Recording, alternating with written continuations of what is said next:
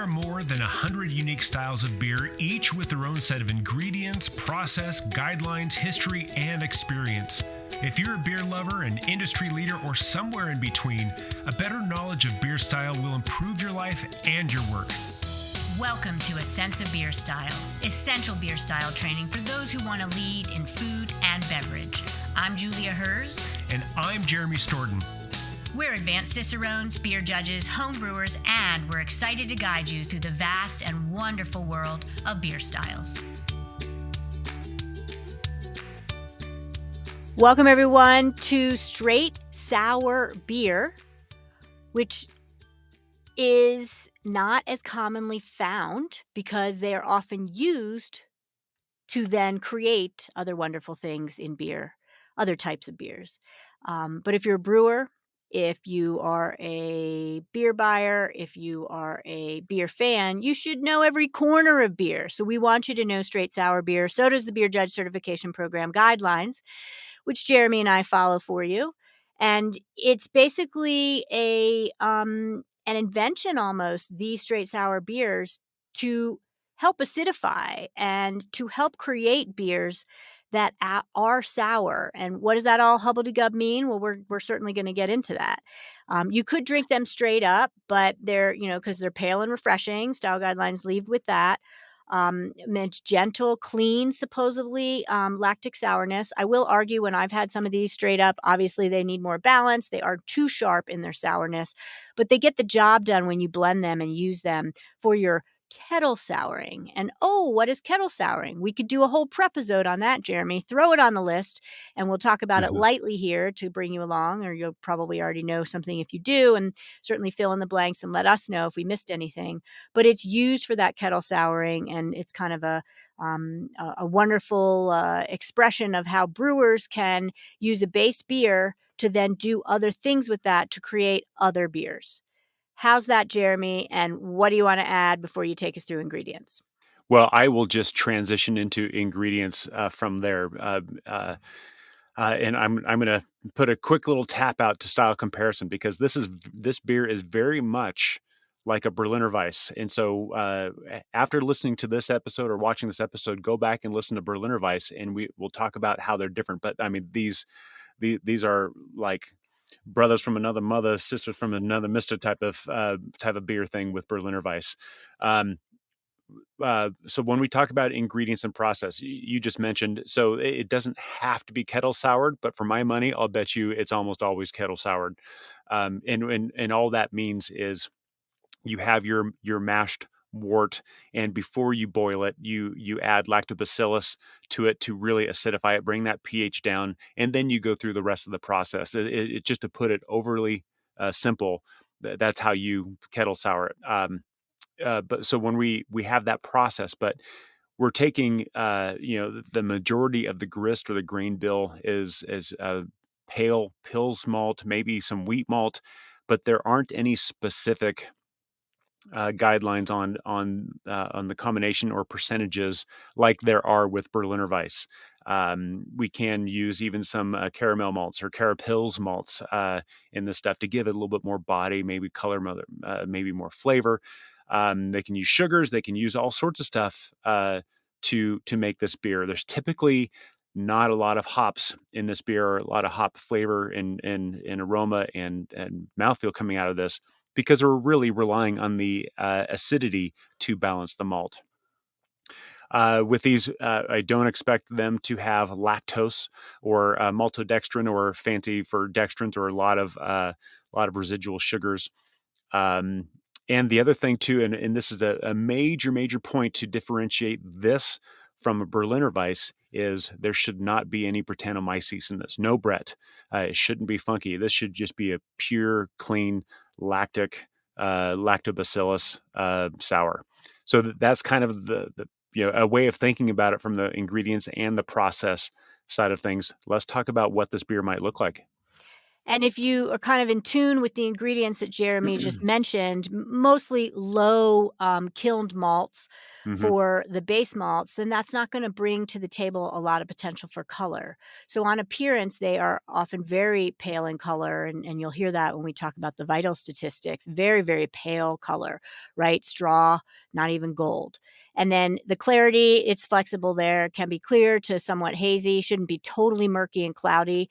And then a dense collar of foam is certainly usually expected, but it also often collapses quickly. That's a byproduct of having some type of acidity. Lactobacillus will not often support your collar of foam in its head retention. So you get the collar of foam, but often poor retention for sure. And then appearance, you're going to see a lot of fast rising bubbles. It certainly usually should be carbonated in a very happy, aggressive way.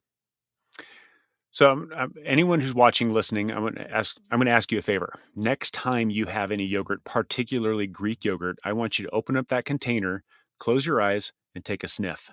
Good one. That's what this beer should smell like for the most part. It's going to have this sharp sour that's reminiscent of lemon, that's reminiscent of this yogurt that I just asked you to smell, to close your eyes and smell. And that's really going to be a dominant character in the aroma of this beer.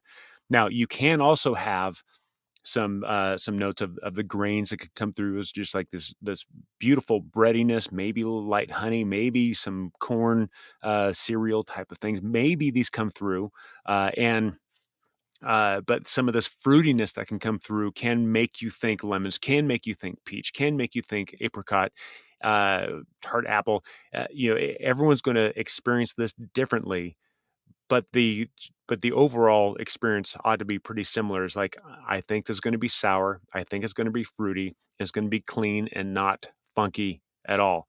There should be no hop aroma in here at all, because hops are thrown in for preservation, not for character. And again, it should be very clean fermentation. That's going to be your typical aroma experience with a straight sour beer. How about flavor? Flavor is definitely shadowing and then just kind of following over from the aroma. That indication of yogurt turns into a clean lactic sourness, right? A little snap of a fresh sip of lemonade that was just squeezed lemons where you added the sugar and you're drinking it with a little diluted water. It's that clean lactic sour. That's what you're looking for. You can have some malt notes of bready, biscuity, crackery, grainy, if they're noticeable. Jeremy mentioned hops, and the bitterness is not a component of this. That should be undetectable, meaning there's no bitterness balancing the lactic sour in this beer. And you're not in the lactobacillus, that yogurt lemonade that I talk about. That's very different than Acetobacter. Acetobacter is that vinegary, go think of wineries and fruit flies buzzing around, right? Or Flanders red. That vinegar is different sour than the lactobacillus, and you shouldn't be getting any sense of that vinegary acidic. That's a much more sharp, mouth-watering acidity. And you could get some pale fruit, particularly like lemon verbena, and some tart apples that might be indicated, which is a super fun thing to detect. And then it talks a little bit about mouthfeel and the dryness, even though it's in the flavor section of the style guidelines, so I'll cover it. But off dry to dry, right? So we'll talk about residual sugar, and then that'll give you a confirmation of how off dry or dry it should be. And the balance really should play off the sourness. Sourness will dominate, but you need some essence of kind of malt and light, low residual sugar that's going to balance it, or else you just have this big sour lactic bomb, and that's not what these beers are about. No, these beers are all about balancing these things. So when we finally get to mouthfeel, the third leg of the flavor stool, we're looking at a lighter body, a moderate to high carbonation. You can get some alcohol warming, but it should never be hot. It should never be harsh, and it should have this crisp, clean, refreshing finish. And for this style cast, I'm going to say there are two words of the day. One is Julia's hubbledygub, which I think is a fantastic word. I need to add it into my vernacular. The other one is chemisthesis. And this is a fun beer to play with when it comes to chemisthesis, because when you sip this beer, you taste it, you smell it, but close your eyes and notice how it feels on your palate. And then notice where that acidic tingle is. Notice what it does, how it draws that salivation, how it creates this effect in your mouth. And that's chemesthesis. We get that with spiciness. We get that with a menthol cooling. It's a really fun thing to play with. But when you're trying to experience chemesthesis or explain chemesthesis, this is a good beer that will elicit a strong enough response to really pay attention to. So that's kind of fun. So that's mouthfeel. Let's talk about how this compares to different styles. And we kind of led into that already. Yeah, and this will help also give us a chance to get some more history mentioned in here. And on Yeah. Jeremy's chemesthesis, you want to if you're all in, look it up, start learning about that, and then go down the rabbit hole of trigeminal nerves, right? And how we perceive our sensory being. I'll get a little cosmic here, is so incredible. And I've said often, but I like to share it every few shows of like, if we're beyond food for calories and beer and beverage for thirst, we are blessed. And so take it to that food arts world and think about how you, as an instrument for what you perceive, are perceiving. And we bring so much bias to the table, but when you start to learn about how your orthonasal, your retronasal, your trigeminal nerves, your whole chemesthesis state, your being perceives, you can start to peel away some of the bias of like, ooh, I don't like sour. Well, fine, but why don't you like it? Put that person on a shelf while you're drinking these. Because again, they're not so aggressive that it's not acetobacter level, more sharp sourness, but they're pretty sour. They're so sour, by the way, in style comparison that, the often Brettanomyces, Berliner Weiss will use these, created literally by a German brewing scientist, to speed up the souring process. They're sour enough to do that. That's why they're blended into those Berliner Weisses. So when you style comparison, you're looking for this straight lactic sour beer, right? And then you taste it against a Berliner Weiss that might even have Brettanomyces in it. And then you get a chance to get a sense of what it's all about. They also compare it to lambics, but not as acidic. Lambics have been aged more. Certainly, they've sat more. The sourness has developed more. This is supposed to be a clean, nuanced sour. So lambic has lots of funkified stuff going on, way beyond anything that this beer style would have. Plus, it's a more advanced sour if you're getting a proper lambic. And yet that it has some high alcohol. That's kind of fun. Let's get some bang for our buck in the beers that we use to drink straight up or blend. So when we get to the style vitals, which Jeremy's going to do next, you'll notice the alcohol ranges are certainly a little more robust than most Berliner Weisses and certainly more than lambics. So there you go. Yeah. And I'm going to tackle commercial examples before we get into vital stats. And frankly, I'm going to say the guidelines say this is rarely found. I'm going to argue that it's commonly found, just not alone as a straight sour beer, because this is something that is brewers will brew a straight sour beer and then start tinkering with it and start adding stuff to it. And so we've probably likely had these before, but never in its purest, just straight sour beer state. I do recall having a couple of these, one of which was a brewery I did some work with many, many years ago, Mazama Brewing out in Oregon, that they brewed a Grand Cuvée, and it was just a straight sour beer. And it wasn't even bottled, it wasn't packaged or served. It was basically just a sample used to kind of provide to chefs and other brewers like, hey, this is what we can do. What do you want to add to this kind of idea? So that kind of goes along with, you've probably had this before, but you probably didn't realize it at the time. So I think your best bet to try one of these straight sour beers, frankly, if you're a home brewer, go brew it yourself and learn how to kettle sour. And that will likely give you that base beer experience that you can then go off and tinker with. With vital stats, Julia, do you want to take those? Yeah, and I got out of order. So thanks for keeping me straight because we follow the order of the guidelines, which is nice for your studies. So vitals are next, certainly after commercial examples. And the original gravity, not too aggressive.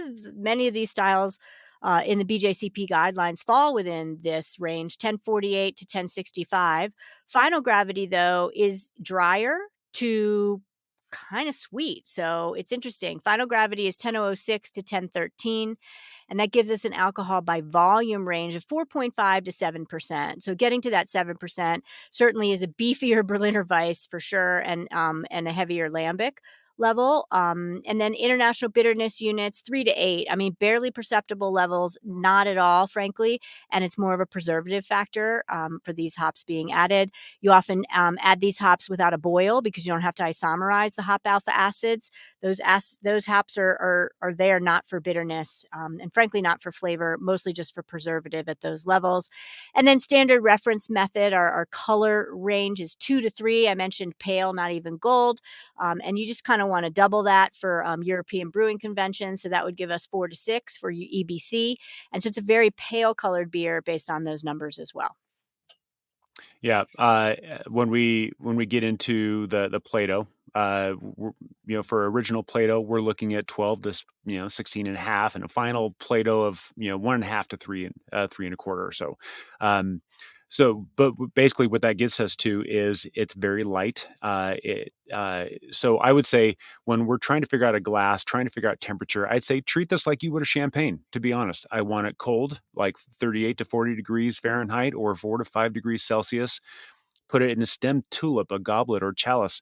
But Julia, if you served this to me in a champagne flute, poured a little orange juice and rimmed it with a strawberry, I think I'd still be happy. So, that's what I would. That's where I'd go with the glass and temp. What about pairing? I like it. And pairing, again, these are harder to find. But if you take in mind the ingredients that Jeremy took us through, most of the grist is pale Pilsner malt or wheat malt. That's something to think about. These are a really nuanced, lighter flavored base pale malt beer. It's more about that lactic sour. So I want it with something that's not going to dominate it too much, but that the sour can play off of. I go to vinaigrettes over a freshly dressed and tossed salad straight from the garden, all the way to goat cheeses, because then the goat cheese can kind of mimic that kind of gamey nature that these beers don't have, right? So that's kind of fun one. So nice creamy aged goat cheese would, I think, go great with this style beer. And you can certainly go from there, but they are nuanced in that clear sourness it's not got a lot to play off of in the beer based on the pale malts. So you really, when you do pair it, want to start to think about what would work well with something that's kind of that yogurt lactic sour. And you could do a butter beurre blanc whitefish, maybe, straight from the frying pan, but you didn't bread it. That would go great, like a nice butter sauce and whitefish. Tilapia, comes to mind. So that's what I'm riffing on right now. How about you, Jeremy? For me, this is an aperitif. And I'll skip all the usual suspects of like lunch and dinner. This would be a fantastic, beer to enjoy to stimulate your palate and get ready for what's coming next. This would be fantastic with brunch. This would be fantastic with dessert, especially something like creamy and fatty, like a cannoli or a creme brulee, especially if we tinker with it. But we can also take a beer like this and completely take a left turn and turn this into a salad dressing if we want to. Yes. If you take, like 1 part of this straight sour beer and 2 parts olive oil, add some herbs and emulsify it, then you can create a very unique salad dressing experience for your guest and just have some fun with it. I love it. And I'm thinking, as you're talking, I want to add capers to my whitefish. Oh, That's yeah. just kind of like poaching the whitefish and then doing that butter sauce with capers, because capers are kind of brined and certainly a acid, and that would be, I think, really fun addition. So I love Yeah. what you're saying, Jeremy, and I think that sky's the limit. The reason we add pairing to these shows when the style guidelines don't include it is because A, I think the style guidelines should include it, and B, the majority of time you're drinking beers, you're eating them with food. So why not have fun, go there and experiment and start to talk about and verbalize what goes well with it, because then you have more options in your arsenal every time you sit down to pair. Yeah. Otherwise, enjoy it and cheers. Bye-bye, everybody. Thanks for listening. Thank you for listening to A Sense of Beer Style, the essential beer style training for those who want to lead in food and beverage. With advanced Cicerones, me, Julia, And me, Jeremy. Tune into the next episode as we continue exploring the world of beer styles and what to make of them. We encourage you to listen to the prepisodes to build your foundation and better understand beer styles. And before the next episode, I'd like to ask you to review the show and let us know what you'd like featured in upcoming episodes. Until next time, here's to you and your sense of beer style. Thank you for listening. Cheers.